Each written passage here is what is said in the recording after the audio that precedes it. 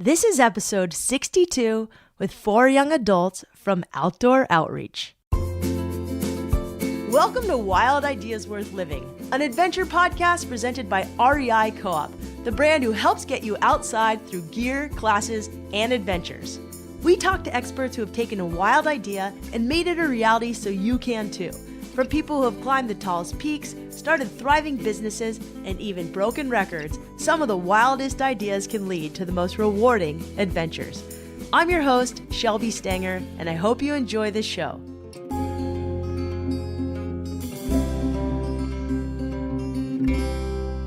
This is a different episode than many. Instead of one guest, today we have on 4. None are famous or have given a TED Talk yet. Instead, we have on 4 young adults: Miriam Pi, Meli Perez Valdez, Lawrence Vallejos, and Gaby Jasso. Miriam's from Burma. She lived in India as a refugee, and now she's a college freshman.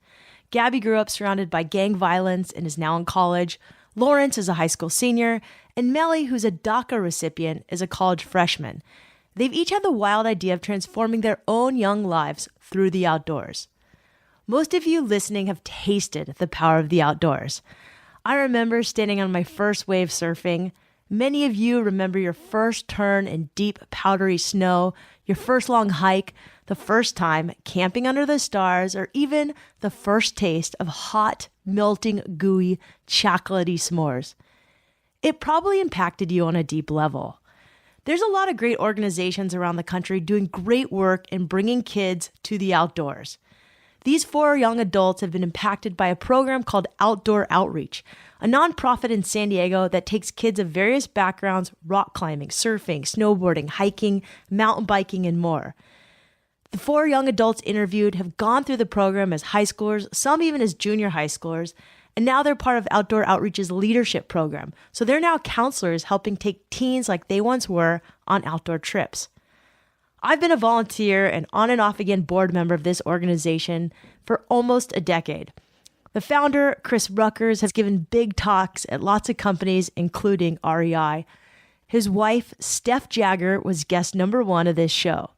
I've heard a few of these kids talk at their annual fundraiser, and I found their stories incredibly moving, timely, and important. I hope you enjoy this show. Today we're starting with Miriam Pi.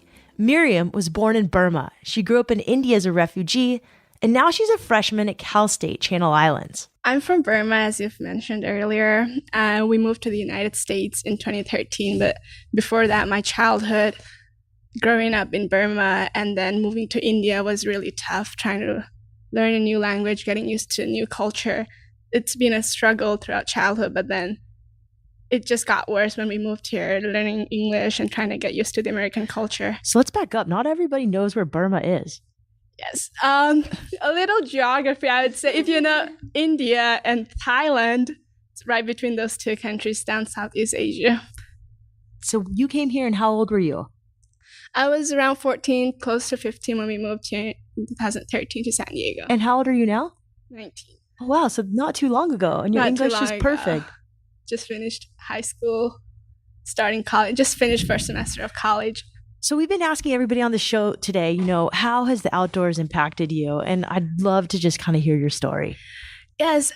Growing up, I didn't grow up going to the outdoors. Camping or kayaking was something that I saw in brochures, travel brochures, and National Geographic magazines. And none of them looked like me. And it was just something that was my hobby, just to look through the pictures. And I never really imagined myself to be having all of those adventures that I saw in the pictures. But so hold on. So for the people who can't see and they're driving in their car, listening to the show or on a run or wherever you are, Miriam is this cute girl with dark black short hair and a good smile. And keep going. I'm so sorry to interrupt you, but I had to tell them what you looked like. Oh, well, thank you. That was nice of you.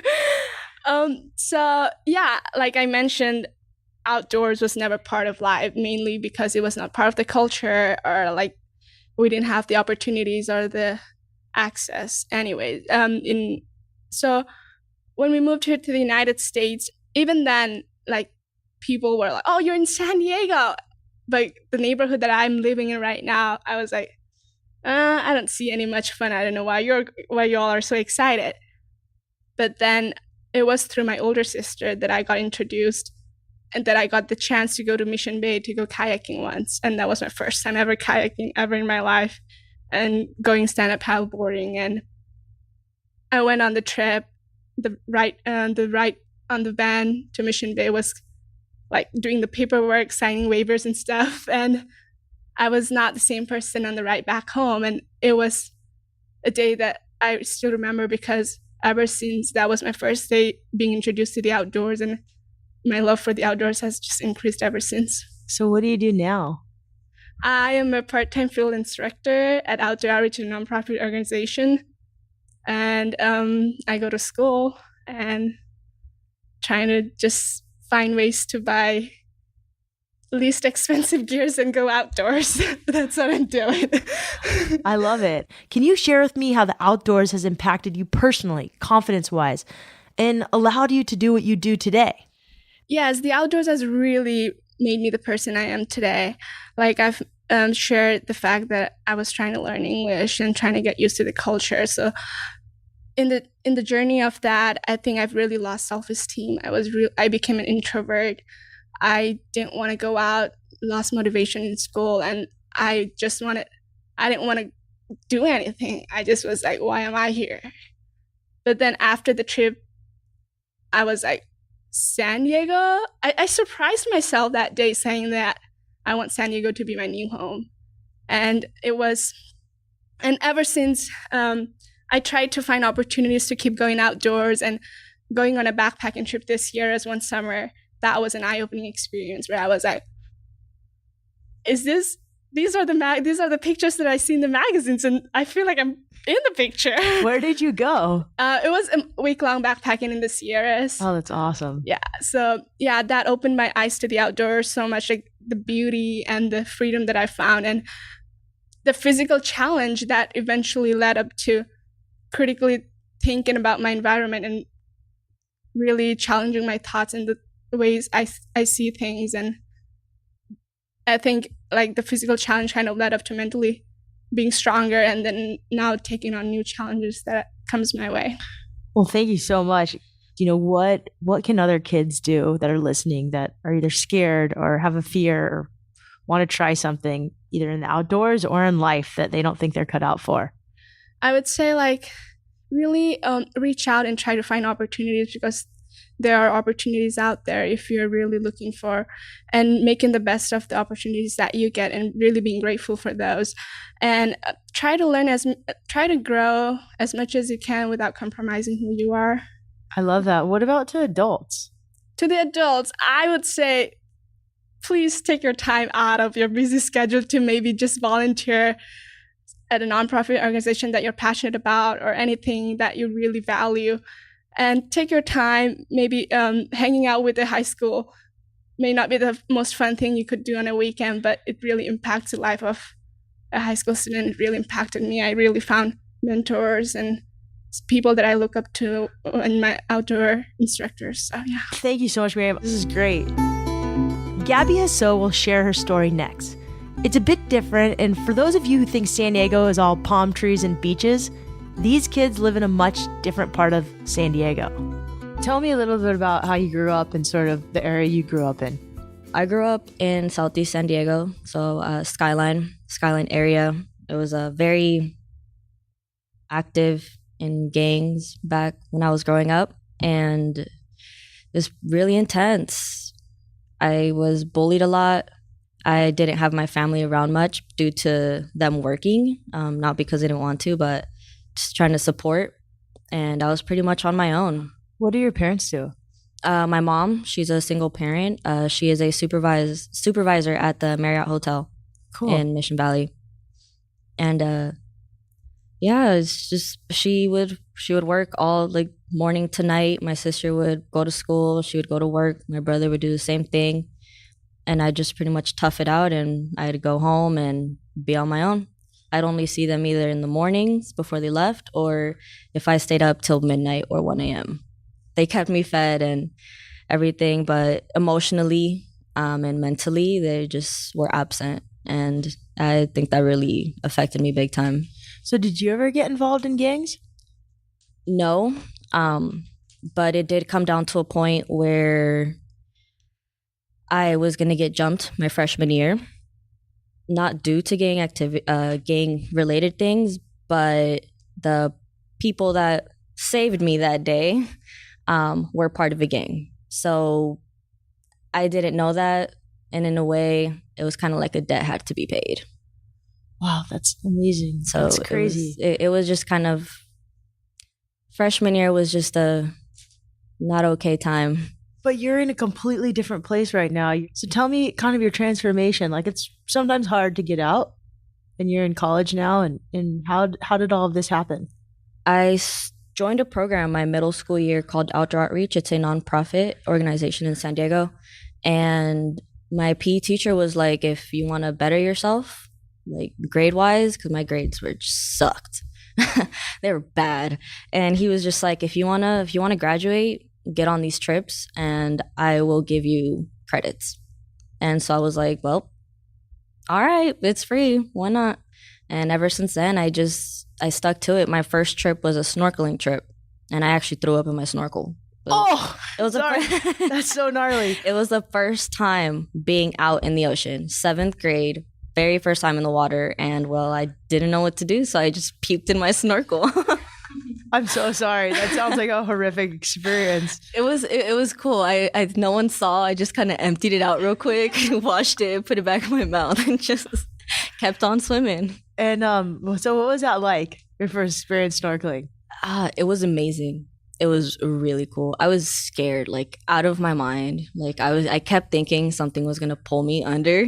So I just kept like looking down like the whole entire time. I was really paranoid. Yeah. But I had a mentor and instructor with me that day that just like pretty much never left my side.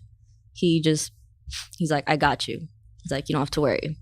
So you went snorkeling, and then any other activities that you did? After that snorkel trip, I was just like, this is it. Like, if it's gonna stay in the school, then I'll keep to it. And after that, it was rock climbing, and that's where I really just, rock climbing was my thing. Why? I always got told that I wouldn't amount to anything, that I'd be a lowlife. I'd end up pregnant as a teenager. I'd end up in drugs and gang activity, especially because I am a small person. I'm a skinny girl, like, and everyone just growing up told me, like, you're not going to be able to do anything. Like, you're a girl. What can you do?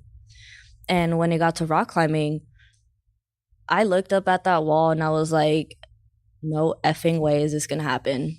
No way. And I got up on that wall. I was on there for a good 20 minutes. And they're like, you got this. Like, you can do this. Just a little more. Just a little more. And I got to the top. I sat right on that edge. And I just kind of looked at the horizon. And I was like, dude, like, I can do this. And if I was able to do this, then I can do anything. I love that. You just kind of gave me goosebumps. Were you at Joshua Tree? I was at Joshua Tree, Atlantis Wall, for any of those who know that. That is awesome.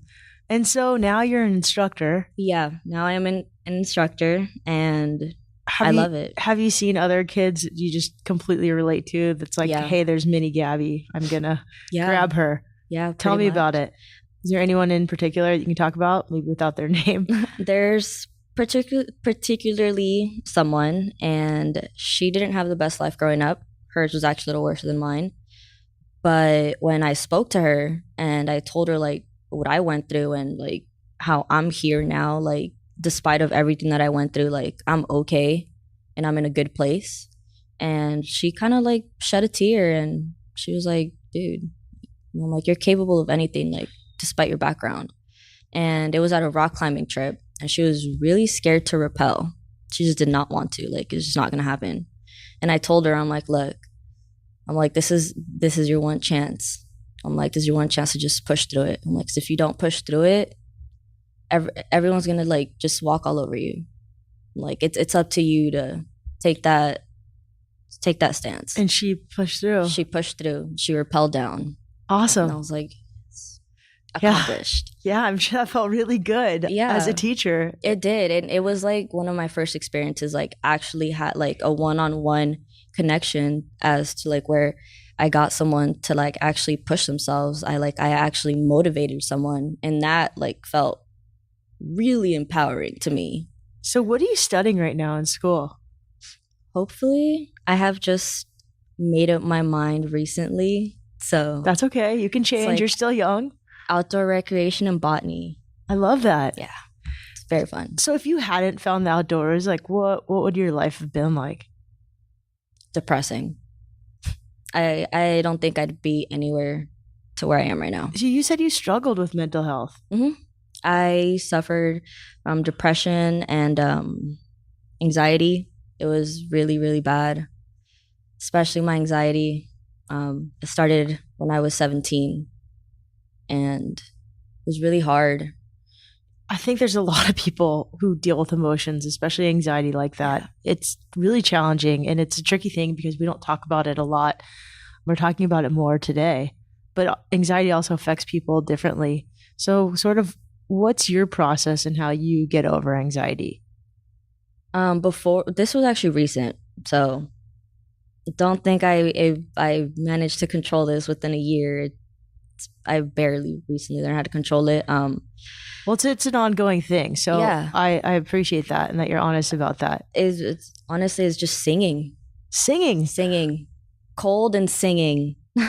Whenever I start feeling anxious, like I'm gonna get a panic attack, I just start singing. I love that. Do you sing any specific songs? Don't laugh at me. I'm not gonna laugh at you. House of the Rising Sun. House of the Rising Suns by the Animals. I like that band. I love it. I feel like in my mind, I just picture myself just getting out of that anxiety mode and just being out and just getting over it. Like I'm just making it disappear. Gabby, I think you're going to help a lot of adults on this show as much as teens. So I appreciate you sharing how you kind of cope, because anxiety does affect a lot of people. I've struggled with it, and depression. It kind of goes hand in hand. You know, I guess I want to ask you, what is your advice to help others get into the outdoors, whether it's kids getting into the outdoors or adults helping get kids to the outdoors, or even themselves? Don't be afraid. Don't be scared. Don't let anyone judge you. Everyone's going to judge you, but don't let anyone write your story for you. Speak for yourself. Like, speak your mind, speak your heart, and don't be embarrassed. And if you want it, you go for it. Because that's what I did. My whole life, I let people walk all over me. I let people decide my path.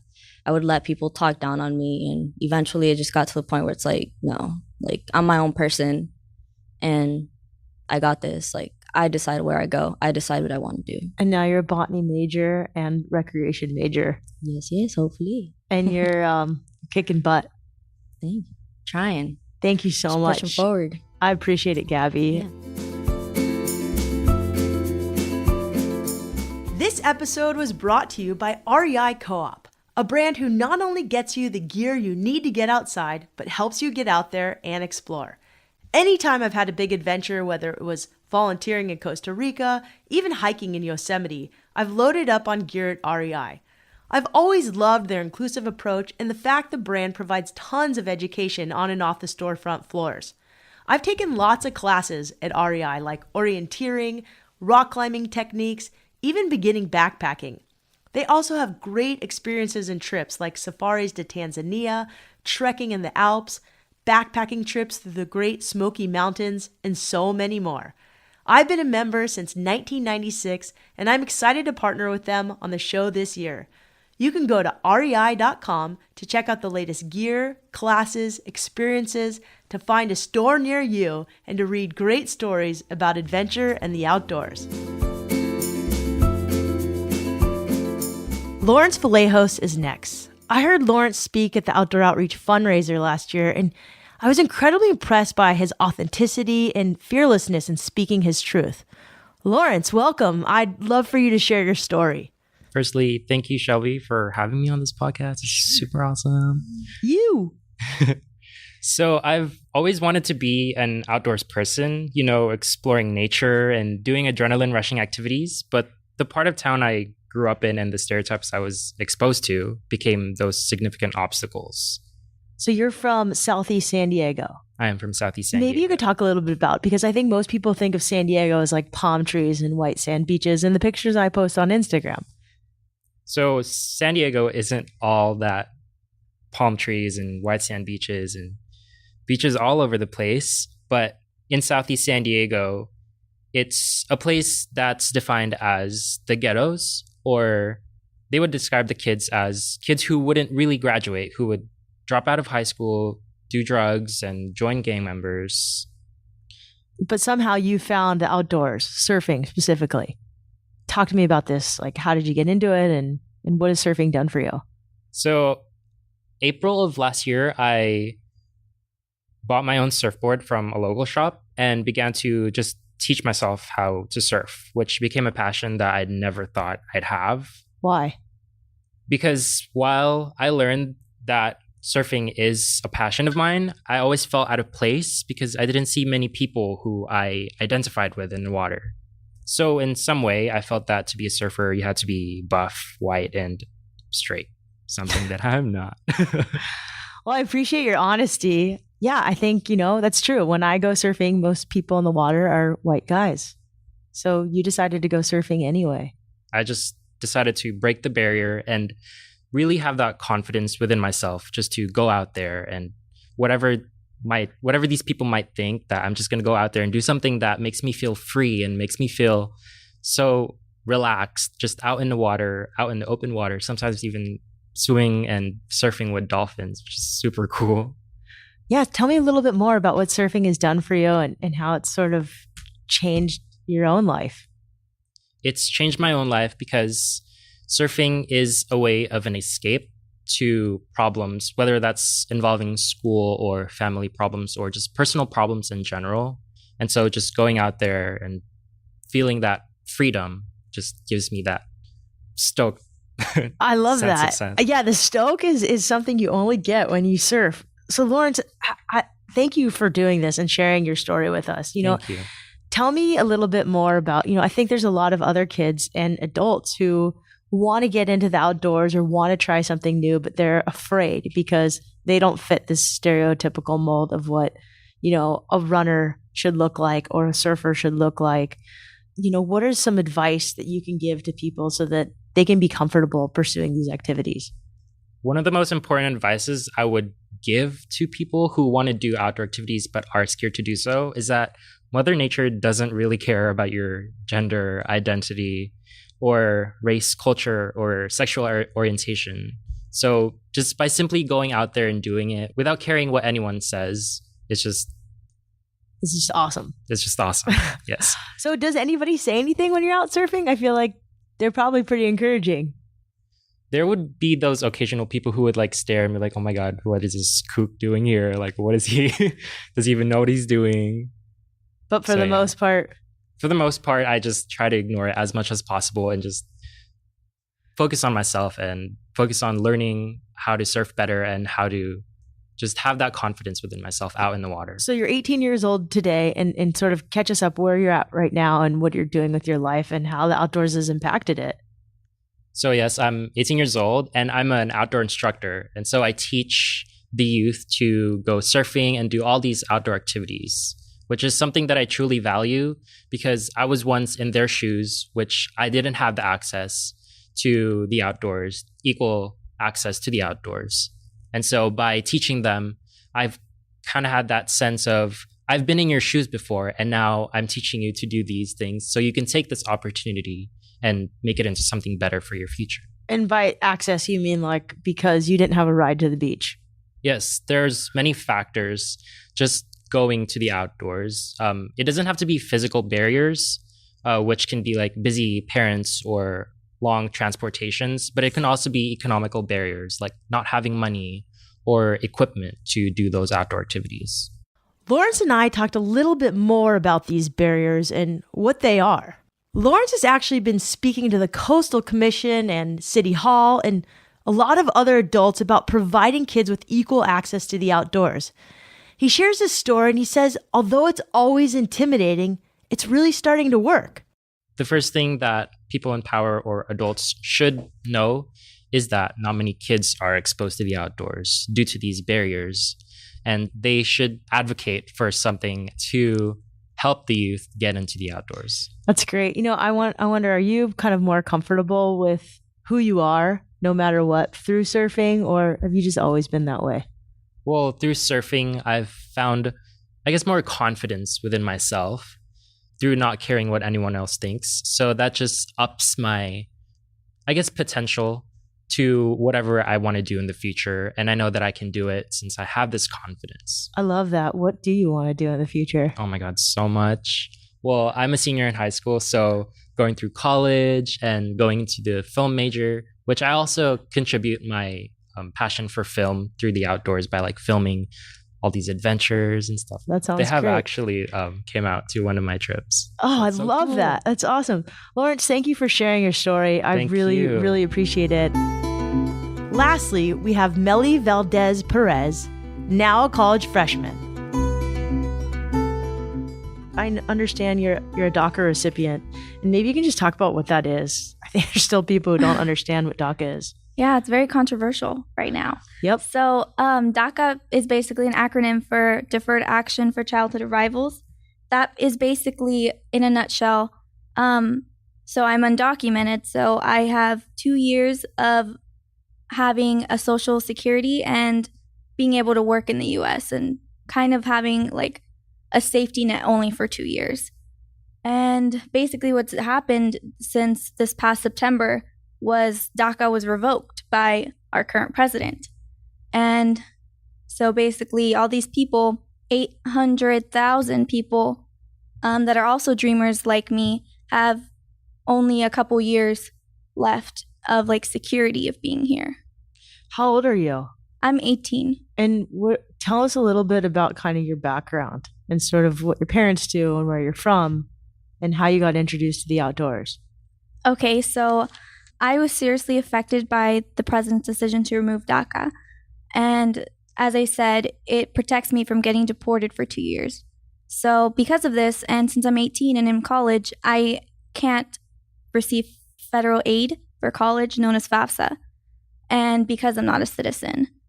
Because of this, I had to grow up pretty quickly. And as a child, I was reminded almost every day that I was different from everyone else.